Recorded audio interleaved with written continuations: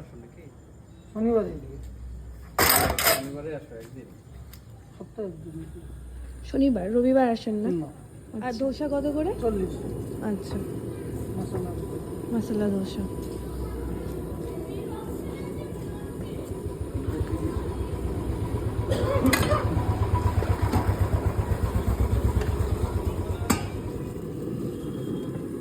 তারপরেও আবার ছুটি মেরে দেয় ওরা।